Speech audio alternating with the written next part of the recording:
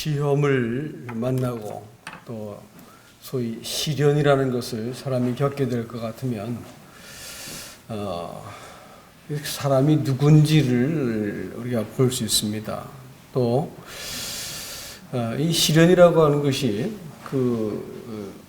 상징적으로 성경에서는 타작마당과 이렇게 많이 연관지어서 우리에게 소개를 합니다.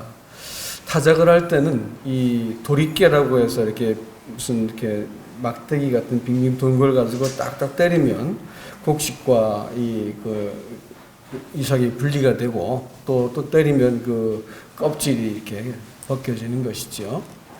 그리고 또 그와 같은 그 곡식을 들고 키라고 부르는 게 있습니다. 그래서 이렇게 곡식과 껍질을 담은 것을 이렇게 위로 공중에 휙 날리면 이제 바람이 불어가지고 죽정이는 날아가고 나중에 그 키 안에 이렇게 알곡만 모이는 이런 키를 까분다 이렇게 하는데, 이런 일들을 통해 가지고 점점 이렇게 하면 할수록 처음에 저게 되겠나 싶은데 하면 할수록 점점 그 안에 아주 소복하게 알곡이 담겨 있는 모습을 봅니다. 근데 성경은 이상하게 이 하나님의 심판 혹은 또 성도가 만나는 시련을 대해서 이런 이제 그 모형을 사용하는 것을, 이런 상징을 사용하는 것을 자주 하고 있습니다. 이 그리스도인들이 이 땅을 살면서 시련을 당하지 않으면 100% 가짜입니다. 그러나 그리스도인들이 그 시련을 당하면 구원받지 않은 사람입니다. 우리 그 시련이라고 말하는 것은 성경에서 The Tribulation 이렇게 부르는 온 땅에 있는 사람들을 심판할 야곱의 환란이라고 부르는 그 시험입니다.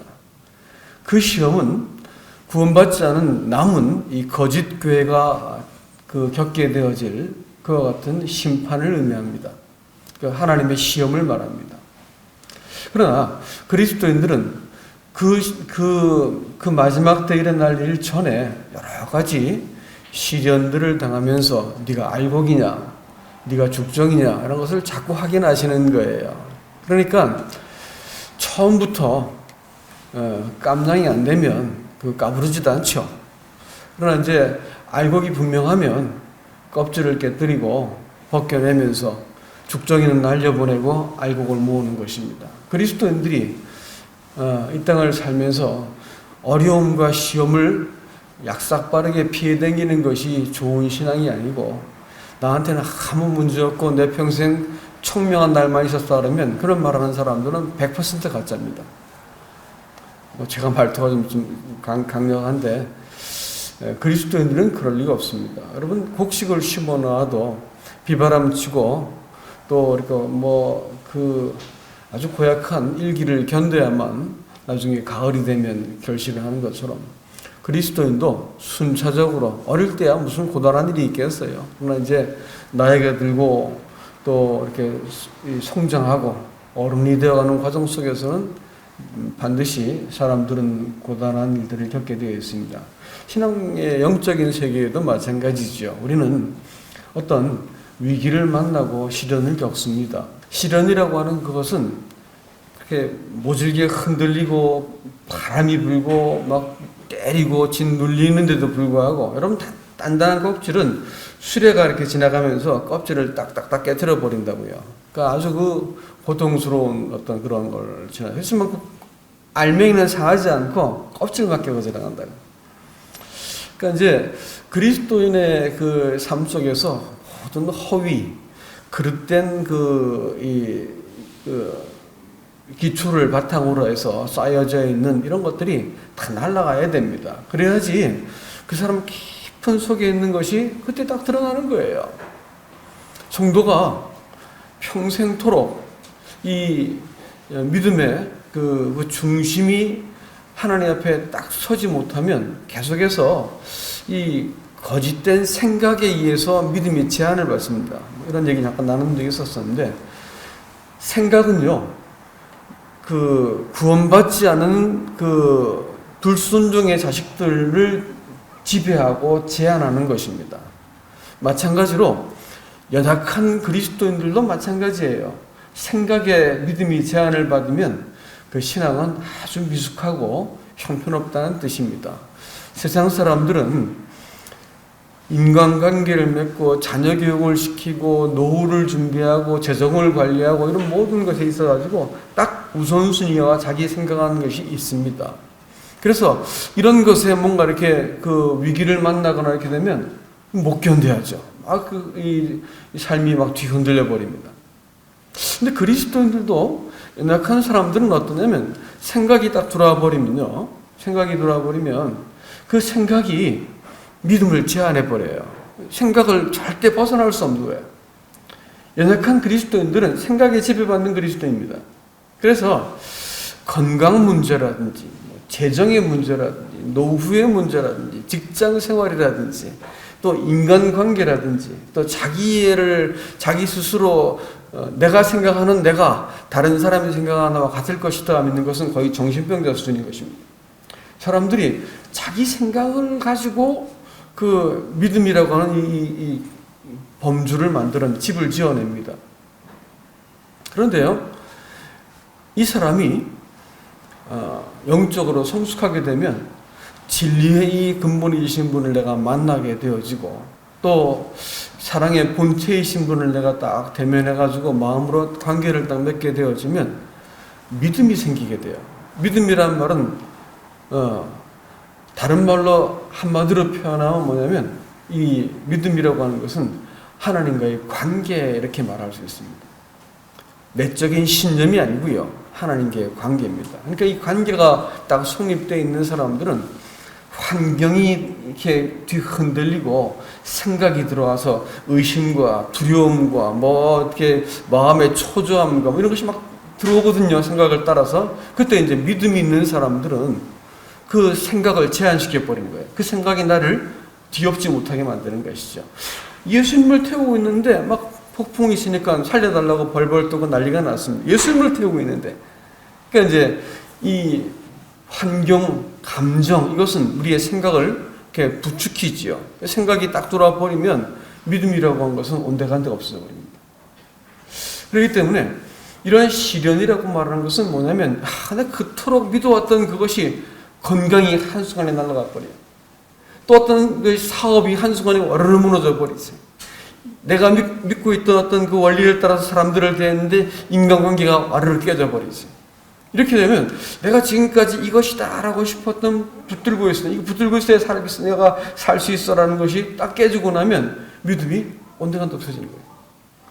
그렇기 때문에 하나님은 우리의 생각을 교정하시고 하나님과의 관계를 바로잡기 위해서 이 본질적인 것을 드러내기 위해서 이 허위를 깨뜨려버리고 휘휘 날려버리신단 말이에요. 그러면 시험은 누가 받느냐? 죄송하지만 건강한 사람들이 받습니다. 그래서 오늘 이 아까 읽었던 그 본문의 말씀 요한복음 21장에 베드로의 인생에 있어서 가장 큰 위기는 사실은 그가 예수님을 부인할 때라기보다는 예수님을 그럼에도 불구하고 부활하신 예수님을 두 번이나 보고 나서 또 도망가 버린 거예요. 왜 도망갔을까요? 여러분 생각에 왜 도망간 것 같아요? 그것은요, 자기가 한 행동을 가만히 들여다보고 내 상태를 들여다보니까 도저히 자신이 없는 거예요. 하나님 앞에 예수 그리스도 앞에 설 자신이 없고 제자라고도 부를 자신이 없는 거예요. 그래서 내 행동을, 내 행위를, 내 상태를 근거해서 하나님의 관계를 딱 헤아리고 나니까 그만 나 같은 거 다 가지고 등을 돌려가지고 옛날 하던 짓 다시 물고기 잡으러 가버린 것이죠. 그러니까 인생의 가장 커다란 위기의 순간이었습니다. 그 자리를 예수님께서 찾아오셨어요. 그래가지고 예수님이 그를 만나시는 장면이 요한복음 21장입니다, 여러분. 여러분, 그런데 말이죠. 여러분 아시는 것처럼 베드로를 회복시키시는데 베드로가 역시 베드로스러운 질문을 또 하죠. 주여, 저 사람 어떻게 되겠나이까 하면서 요한을 가리키면서 저 사람 어떻게 될까요? 그래가지고 아주 엉뚱하고 그 쓸데없는 질문에서 야단을 또 맞죠. 마지막에 최후로. 근데 베드로의 그때까지의 그 심리 상태를 이렇게 옆에서 들여다볼 것 같으면 이겁니다, 여러분. 하나님하고 나하고의 관계가 내가 잘 지키고 내가 잘하고 내가 뭐 이렇게 무엇인가 이렇게 그런 위치에 있다고 생각하면 예수님을 책망할 수도 있는 그런 사람이 된다고 생각했던 거예요. 그럼 내가 잘못하면 이거 뭐 예수님이 부르심, 약속, 은혜, 사랑 그거 다 날려버리고 그냥 가서 물고기 잡으러 가는 거예요. 신앙생활에 가장 끝까지 잘 벗겨지지 않는 그 사람 안에 있는 이 최대의 적이 뭔지 아십니까? 그 율법주의라고 그러는 겁니다. 행위주의라고 그러는 겁니다. 이거 좀처럼 벗겨지지 않습니다. 이 사도의 신앙은 끝까지 뒤흔들었던 것이 뭐냐면 내가 잘해야지 된다는 거예요. 내 행위를 고쳐야 된다는 거예요.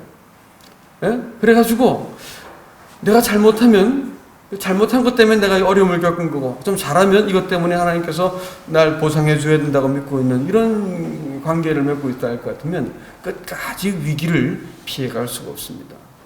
주님은 이 상황을 모두 뛰어넘어가지고 그를 찾아오셨어요. 베드로를 뭘 보시고 그랬냐면 베드로의 속에서도 이 모든 상황을 뛰어넘어가지고 그 깊은 그 안에 속에서 내가 사랑하는 줄을 주님 아십니다 라고 말하는 이 관계가 사실 형성되어 있었던 겁니다. 여러분, 우리가 말하는 그 믿음은요, 저게 맞구나, 좀 믿어야 되겠구나, 이거 안 하면 내 지옥 가겠구나, 이렇게 믿는 게 맞는 거야, 이러고 쑥 들어오는 길이 아니에요. 여러분, 구원받을 때 제가 이 PPT를 준비 못했네. 이 이스라엘 백성들이 가나안으로 갈 수 있는 두 가지 길이 있는 거 혹시 아십니까? 한 가지는 지중해를 끼고 위의 길을 따라 쭉 올라오는 소위 블레셋 사람들의 길이 있어요. 왕의 길이라고 부르는 길이 있어요. 그건 최단거리입니다. 그래서 그것은 홍해도 필요 없고 요단강도 필요 없고 쓱 건너 들어오는 길이 있어요. 그래서 블레셋이 그렇게 괴롭혔던 거예요, 그리스도인들을. 또 하나의 길은 뭔지 아세요? 죽어야 되는 길이야. 홍해도 건너고 요단강도 건너서 아주 불편한 그 행로를 따라가지고 이렇게 바다와 강을 건너는데 거기서는 자기의 죽음이 확인되어지는 것이고 도덕적인 사람이 죽어버린 것이고 그 아무 쓰잘데기 없는 인간을 살려낸 하나님의 은혜 앞에 사람이 딱 대면하게 만들었던 이 경험이 있는 길이야. 그러니까 이 사람의 말 속에서는 내 행위를 고치고 내가 뭘 잘못하고 우리가 이렇게 되기 원합니다, 이런 소리가 싹 사라져 버리는 거예요. 하나님 앞에서 이런 소리가 없어져 버리는 사람이 되게 되는 것이죠. 두 가지 사람들이 있어요. 가나안 땅에 슬그머니 들어앉은 사람 중에 한 무리가 있고요. 블레셋 사람들이 길을 따라 들어온 사람들이요. 왕의 길을 따라 들어온 사람이요. 예? 또 한 사람은 뭐라고요? 하나님의 백성들이에요. 홍해 건너서 자기 죽음을 경험하고 가나안 땅에 들어가기 위해서 요단강도 건너가야 되고 거기서 지질이 못난 인간이 하나님의 은혜와 약속 앞에서 그 넘어진 자리에서 일으켜 세우고 넘어진 자리에서 일으켜 세우면서 하나님의 은혜 앞에서 사람이 재발견이 되는 사람들이에요. 이 만남이 있었던 거예요. 그러니까 여러분, 이 예수님께서 이 형편없는 인간을 찾아가지고 뭘 물어보시냐면 네가 날 사랑하느냐 이렇게 물어보셨어요. 그러니까 베드로는 내 사랑합니다라는 말도 못하고 뭐라고 하냐면 주께서 모든 것을 아시오니 내가 주를 사랑한 줄을 주께서 아십니다. 요것만큼은 놓고 있지 않았던 거예요. 아무리 망가져도 아무리 끼어져도 그리스도인들은 그 깊은 곳에서 이 은혜를 통해서 하나님을 대면한 적이 있었기 때문에 그 무너지지 않는 자리예요. 그렇기 때문에 우리 주님께서도 그를 찾아와가지고 그를 다시 이렇게 세우시죠. 놀랍게도 말이죠, 여러분. 이 질문, 이 아가파오하냐, 나를 이렇게 아가파오하느냐 이렇게 물었을 때 이 질문이 쭉 거슬러 올라가서 수요 모임 때 이 말씀을 또 합니다. 했습니다, 우리가. 그 사무엘상 18장과 19장에 볼 것 같으면 여러분 그 다윗이라고 하는 사람이 등장하고 다윗에게 다윗을 둘러싸고 새 인물이 나타나고 있습니다. 그런데 다윗은 여러분 아시는 것처럼 예수님을 상징하지요. 그리스도의 통치를 상징하는 분이십니다. 그리고 또 예수님은 기꺼이 다윗의 자손이라 불렀어요. 근데 이 세 종류의 무리가 나타나는데 첫 번째 사람이 누구냐면 사울이라고 하는 존재입니다. 사울은 여러분 아시는 것처럼 옛사람 육신을 상징한다 했죠. 근데 하여튼 이 사람은 어떤 사람이냐면 다윗을 자기 곁에 주고 임무를 맡기고 먹여 살리고 다 했어요. 그럼에도 불구하고 이 사람이 나한테 유용하다, 내 통제와 지배 아래에 있다, 내 이해에, 내 지식에, 내 힘의 밑에서 나한테 이렇게 유익하다 할 때만 관계가 맺어지는 겁니다. 복도 주고 구원도 주고 나한테 유익하다 할 때까지만 믿어주는 거예요. 믿음이라는 것이 여러분 유통기한이 있는 거 아세요? 이런 식의 믿음은. 두 번째는 누구예요? 미갈이었어요. 미갈은요, 사랑한다고 다른 사람이 다 알 만큼 말을 하고 돌아다니는 사람. 나 다윗 사랑해, 다윗 사랑해. 부끄러운 일이에요, 사실은. 이 여자가 먼저 말하고 다녔으니까. 근데 공주가 되어가지고 다윗 사랑한다고 막 돌아다니니까 사람들이 소문이 쭉 나버렸어. 얼마나 제가 다윗을 사랑하면 저렇게 할까? 대단한 줄 알죠. 마침내 결혼까지 했어요. 그러니까 참 이제 온전해진 것 같으지요. 그런데 말이죠, 다윗을 또 이렇게 위기 때 다윗을 변호하고 살려주기도 했어요. 그런데 말이죠, 다윗이 이제 끈 떨어진 연이라는 걸 확인하게 되었습니다. 아버지한테 쫓겨가지고 유리방향하니까 전 아무것도 아니잖아요. 그러니까 어떻게? 금방 고무신을 바꿔 신습니다. 그래가지고 발디엘이라는 사람과 재혼을 해버리죠. 힘있고 매력있고 믿을만 할 때는 나 믿어주는 거예요. 교회 다니고 예수 믿으면 품위가 생기고 뭐가 도움도 되고 이러면 교회 나와주는 거야. 정말로 살아난 적은 없는 대상이죠. 힘있고 매력 있을 때만 믿어주는 존재입니다. 결혼까지 다 하고 사랑한다고 떠벌려서도 정작 약해지고 어려울 때는 얼마든지 등을 돌려버릴 수 있는 것이 미갈의 신앙 믿음이었습니다. 세 번째는 요나단이었죠. 여러분, 요나단이 자기 혼을 걸고 다윗을 사랑했다 이렇게 했는데 그 사랑이란 말이 아헤브라고 되어 있더라고요. 아가브라는 동사에서 나오는데 이것은 뭐냐면 숨을 쉬다라는 말에서 나와요. 그러니까 생명을 공유한다는 뜻입니다. 이것을 헬라어로 번역할 때 아가파오로 번역을 했더라고요. 요나단은 자기 생명을 걸고 사랑했고 자기를 그 다윗 생명과 이렇게 결탁을 시켜버렸어요. 연결을 시켜놨어요. 연락을 했다 이렇게 했는데 그러니까 그 앞에서 무장을 해제해버렸습니다. 그리스도 앞에서는 내가 내 권리, 내 입장 이걸 따질 게 없는 거예요. 그분 앞에서 내가 무장을 해제해도 아무 문제가 없어. 내 인생을 가지고 이건 내 거고 당신 거예요 해가지고 내가 경계선을 그을 것이 없는 거예요. 신앙생활은 점점 시간이 지나면 지날수록 그분이 내 전생을 소유하시고 나는 아가서 6장 3절의 말씀 것처럼 내 사랑한 자는 내게 속하였고 나는 그에게 속하였구나 이렇게 말하게 되는 것입니다. 그리고 이렇게 하나님을 알게 되어진 예수 그리스도를 알게 되어진 그 사람은 이 요나단이라고 하는 사람은 이 다윗과 더불어 언약을 맺어가지고 이 관계를 계속해서 이어지길 바랬다 이렇게 말을 했습니다. 그래서 그 아들 무비보셋이 일방적인 조언이 있죠. 먼 세월이 지나고 나서 베냐민 지파 그렇게 이 다윗을 괴롭게 했던 베냐민 지파의 사울이라고 하는 사람이 또 나타나는데 이름을 바꿔 바울이 됩니다. 죽을 때까지 그 사랑과 헌신을 가지고 유다 지파와 예수 그리스도를 목숨같이 사랑했던 사람이 있었습니다. 대를 이은 사람이었죠. 참 존재, 나라고 하는 존재, 참 생명은 만남에서 태어납니다. 만남에서 존재가 생겨나는 거예요. 진짜 참 존재는. 이 세상이 이렇게 각박하고 힘든 게 뭐냐면 참다운 만남이 없기 때문에 각박하고 힘든 겁니다. 신앙이 하나님과 이 생명을 이 만남이 없기 때문에 자꾸 자기를 옷을 입어야 되는 거예요. 그래서 베드로가 어떻게 해요? 주시다라는 거 알았을 때 얼른 뛰어내리면 되지. 뭐 한 줄 아세요? 베드로가 얼른 뛰어내리면 되지. 뭐 한 줄 아세요? 옷부터 주워 입었어요. 왜? 여러분 이런 거 심리적인 어떤 눈으로 볼 것 같으면 이게 아무것도 아닌 것 같지만 상당히 이 의미를 포함합니다. 옷을 왜 겉옷을 주워 입어야 돼요? 예수님 앞에서. 왜 그럴까요? 불안한 거예요. 민낯이 불안하기 때문에 뭔가 걸쳐야 되는 거야. 그래가지고 자기가 상대에게 좋게 보여야 되는 거예요. 그 행동 하나 속에서 그의 불안한 심리적인 상태를 보여주고 있는 거예요. 그리고 그 유한을 옆에 두고 또 뭐라 하냐면, 주여, 저 사람은 어떻게 되겠나이까? 끝까지 뭐하고 있는 거예요? 경쟁하고 있는 것이죠. 그래서 자기 안에 아무도 못 들어와 있어. 하나님도 사실은 내가 잘 보여야 되고, 뭐 잘하면 어떤 내가 권리 주장하려고, 잘못하면 찌그러져 버리고 하는 이런 하나님과 정말로 영혼 깊은 곳에서의 만남이 허약한 것이죠. 그러나 그 신락 같은 그 믿음, 신락 같은 하나님의 사랑을 가지고 주님께서 포기하지 않고 찾아오셨습니다. 그리고 주여, 저 사람 어떻게 되겠습니까? 그 사람을 죽을 때까지 내가 올 때까지 남겨둔다는 게 너하고 무슨 상관인데? 이렇게 물어보셨어요. 책망하셨습니다.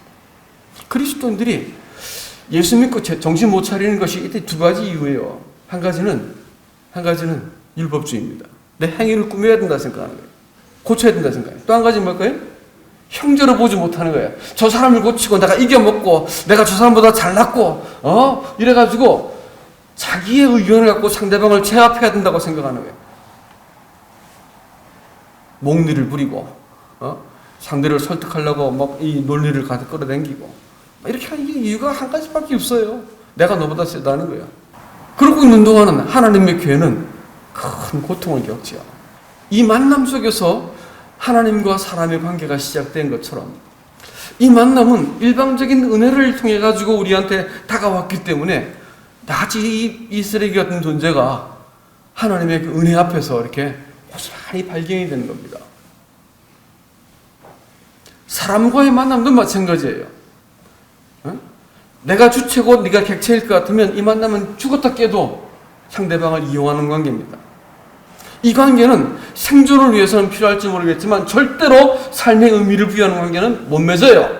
심지어는 남편과 아내도 이용해먹고 지배하고 싸우고 다투고 하는 이유가 뭐냐면 내가 안 돼서 그런 거예요. 네 전 존재는 내 가슴속에 있다고 말하고 나 또한 당신에게 받아들이길 바란다는 것이 이게 사랑인데 이게 안 된 거지. 안 되니까 그렇게 말이 터지게 싸우는 거예요. 부모 자식은 어떤지 마찬가지야. 부모 자식도 그러더라니까. 그러니까 하나님과 사람 속에 있는 그 관계는 이 만남 속에서 시작되는 거예요. 이게 안 되니까 자꾸 쓸데없는 소리 하고, 이게 안 되니까 사람들이 자꾸 책망을 내들고 자기 기준에 사람과 교회를 자꾸 쥐었다 놨다 하는 거예요. 이 관계가 시작되지 않으면 사실은 아직까지 교회가 됐든 사람이 됐든 지체가 됐든 다 이용하는 관계입니다. 도구적 관계란 말이에요. 이 관계가 딱 시작되고 나면 하나님 앞에서 내 깨어진 상태, 내가 만나가는 환난, 이것이 내가 주를 사랑한 줄 주께서 아십니다라고 하는 이 끈끈한 영혼 깊은 곳에 있는 이 관계는 흔들 수가 없는 거예요. 사람과의 관계도 마찬가지입니다. 주체와 주체로 만나는 거예요. 아무것도 가리지 않아도 당신으로 충분합니다라고 우리가 인간 자체를 그냥 받아들여줘. 내가 비워내지 않으면 상대를 받아들일 수 없어요. 내가 나를 비워내고 귀를 기울이고 대화가 시작되어지고 이렇게 되어지면 사람과 사람이 만나요. 사랑할 수 있는 거죠. 몸된 교회는 그렇게 하라고 부르심을 받았습니다. 마지막으로 시편 51편에서는 아주 특별한 말씀을 하는데 다윗은 이 면목 없는 상황을 이렇게 만나 인생 최고의 위기였죠. 바세바를 취하고 우리아를 죽이고 상황이 몰려가지고 다 들키게 되어지는 아주 절박한 그 인생의 최고의 위기를 만납니다. 이랬을 때 그가 아주 특별한 표현을 쓰고 있는데 뭐라고 말하겠냐면 나를 내 영혼을 소생시켜 주시고 내게 구원의 즐거움을 회복시켜 주십시오.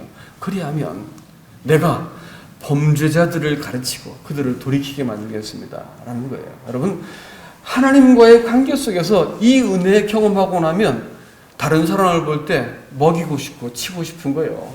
때린다는 말이 아니고 아까 말한 것처럼 그 사람 돌보고 싶고 이 은혜스러운 관계 속에서 다른 사람을 넉넉히 받아내는 것이고 그저 나 자신만 갖고 징징거리던 사람이 다른 사람을 돌아볼 여유가 생기는 거예요.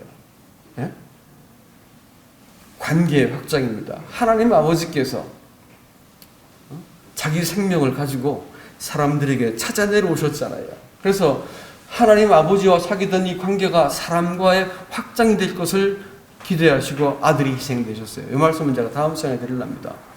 그리고 이 관계가 이 사귐이 또 연약한 사람들에게 확장되는 거예요. 내가 밥 사주고 뭐 이런 얘기 하자는 게 아니고 내가 받은 이 은혜대로 내가 영접되어지고 용납된 그 관계를 가지고 다른 사람을 대하는 거예요. 이게 안 되니까 자꾸 딴 사람 판단하고 따지고 그렇게 하는 거지요. 이 관계를 경험하고 나면 그래도 이해가 되고 저래도 이해가 되고 아직 철없어 저런데 어떻게 하나 생각이 들어져서 받아주게 되어지고 기다려주게 되어지고 마음으로 기도하게 되어지고 사랑이란 말을 달리 표현하면 이런 것입니다. 하나님께서 몸된 교회 안에서 이 내 양을 먹이라는 메시지가 우리들에게 다 잘 들려줄 수 있길 바라고 무엇보다 먼저 하나님과 이 관계 속에서 이 용납된 기쁨과 내 안에 사랑한다고 말할 면목도 없지만 그러나 주님 내가 주님 사랑한 줄 아시지 않습니까? 라고 말할 수 있는 그 신락 같은 믿음만 있어도 하나님께서 우리 찾아오시고 우리에게 자기의 모든 그 계획과 경륜을 나 같은 인간한테 다 얹어놓고 내 양을 먹여라 이렇게 말씀하시고 어떤 대안을 갖지 않고 승천해버렸습니다. 내가 대안인 거야. 나 같은 인간이 하나님의 대안이셨던 거야. 그래가지고 내 양을 먹이라 이러고 그대로 올라가셨어요. 다른 어떤 어떤 기구를 만들었다든지 조직을 만들었다든지 그런 거 한 적 없어요. 베드로 믿었단 말이요. 잘난 사람이 아니고 나 같은 사람이란 말이야. 여러분과 저같이 못난 사람들을 네가 나를 사랑하냐? 지금 내가 주님 사랑한지 주님 아십니다. 충분한 거예요. 그럼 내 양을 먹여라. 사랑하는 교회는 이런 과정을 통해서 세워져 가는 겁니다. 이번에 이런 일 겪으면서 성도 여러분들의 사랑에 참 감격스러웠고 또 교회가 살아있구나 알았습니다. 더 많이 사랑하고 우리가 영혼들을 돌볼 수 있는 하나님의 교회로 잘 설 수 있길 바랍니다. 이상입니다.